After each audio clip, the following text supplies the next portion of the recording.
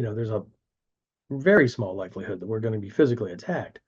Um, but what about verbal arguments, right? What about psychological attacks? Those kind of things, right? Whether it's, again, an angry family member, significant other, road rage jackwagon on the street, or it's a pushy salesman, whatever, trying to con you, manipulate you, whatever, right? Or it's an emotional attack, right? Well, I guess we're not friends if you won't fill in the blank of compliance, right? Um, Still an attack, okay?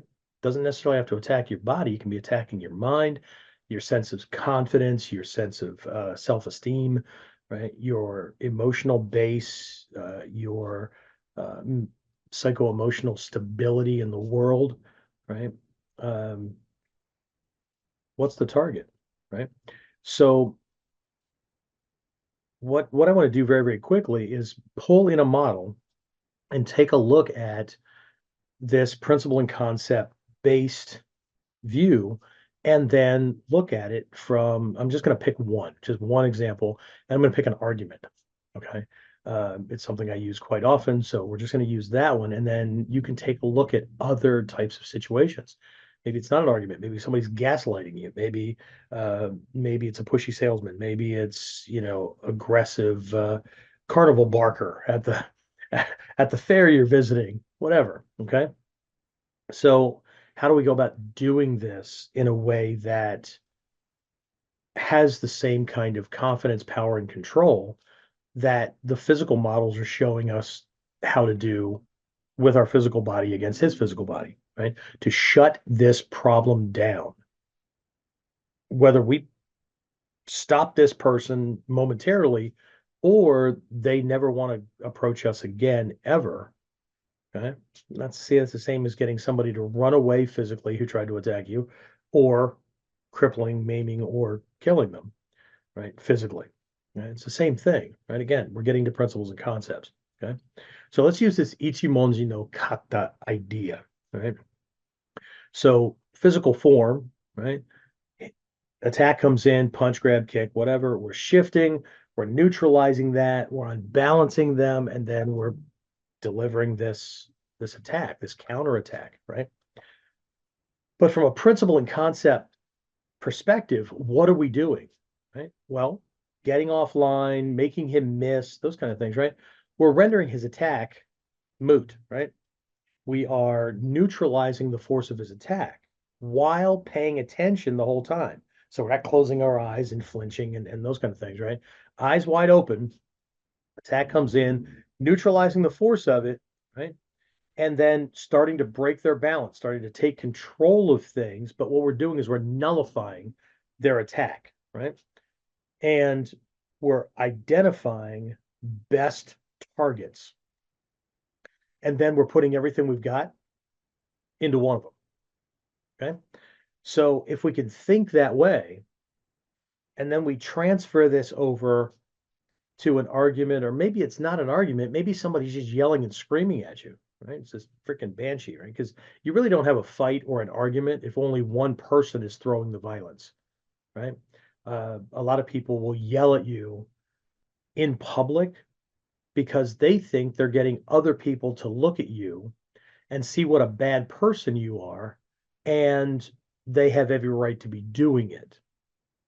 But what they don't understand is that most people, especially sane, rational, uh, and I'm going to use the word enlightened or wise people, look at them just yelling and screaming, especially if you're not doing anything. If you're just calm down, hey, relax, whatever, or you're just standing there.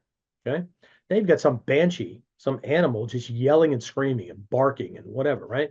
And what they're going to be thinking is maybe there is a problem, but isn't there a better place to do this than here? Right. They're going to be able to see through that. Okay.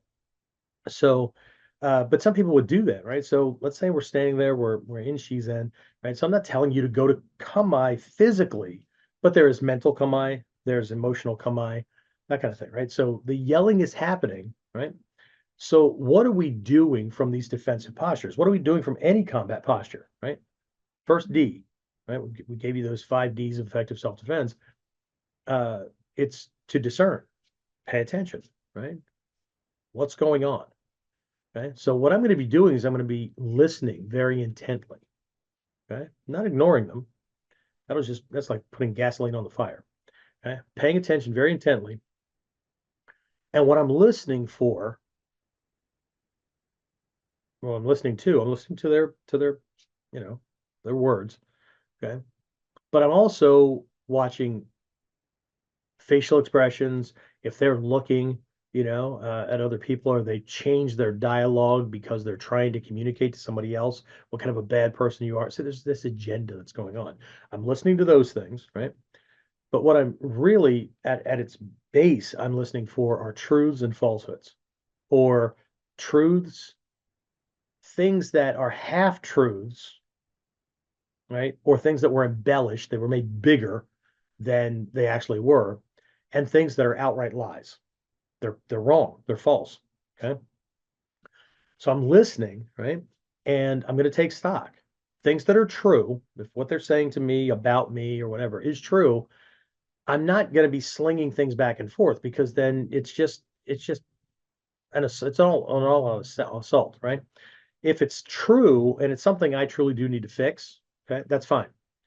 Put that aside. I'm not sweeping under the carpet. That's for personal work for me later. I'll work on that later, right? Now's the time to stop this foolishness, right? But what I'm listening for are embellishments, right? Half truths that were made bigger, and flat out lies, okay? And then when I think I have more than enough, I'm not just going to jump on the first one, okay? I'm going to gather three or more would be great, right? Three or four, because that makes it more difficult for them to scramble their way back out. Okay. Makes it more difficult for them to twist things. Right? But once I have them, then I'm going to neutralize what they're doing. Okay. So first is observation, just like we're observing from kamae. Doesn't matter if it's shizen, any other kamae, we're watching that come in so we can assess and know where to go, know what to do next. Okay. And then we're going to destabilize them, right? Unbalance them, create a stall, and then move in directly on one line, right? We're not throwing. They're using the shotgun approach. We're not going to do the same thing because it's just a mess.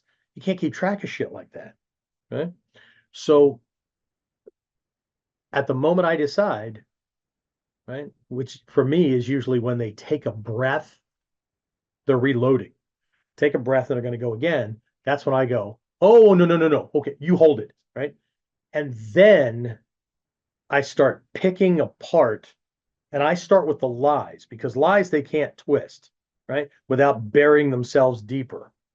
Half truths, they could go, okay, well, maybe it wasn't that big, but they'll be back up, right? But if I have a lie or three that's just flat out wrong, that's what I'm going to come back in on, okay? Because they can't defend themselves without digging the hole deeper. And that's the point, right? In your physical models, you're doing these same things, but what you're doing when you break their balance and when you come in for your attack is setting up a situation and setting it up in such a way that it doesn't matter if you're applying force or they're applying resistance to try to stop you from doing it, the technique backfires on them. So that's what we're doing with this, right? When they try to scramble their way out of a lie or lie further,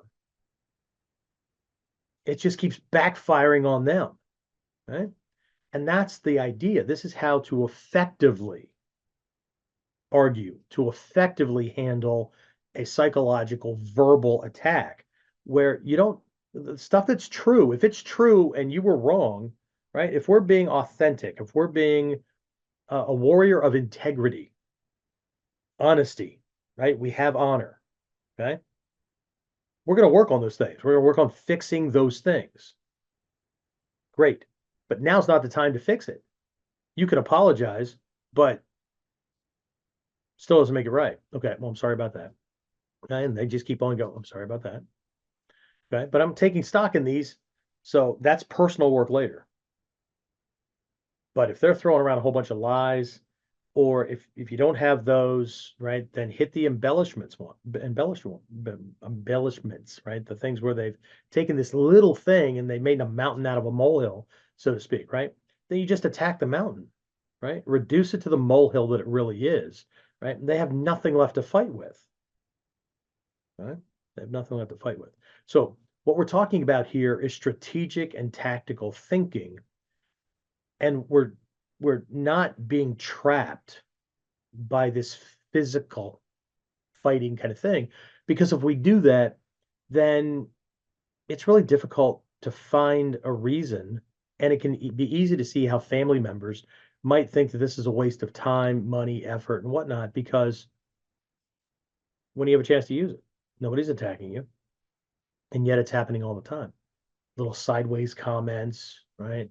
Uh, all out, out and out screaming, those kind of things, right? Those are attacks. So if we could learn to apply what we're learning against those things, because as a self-defense threat, right? We're handling that, right?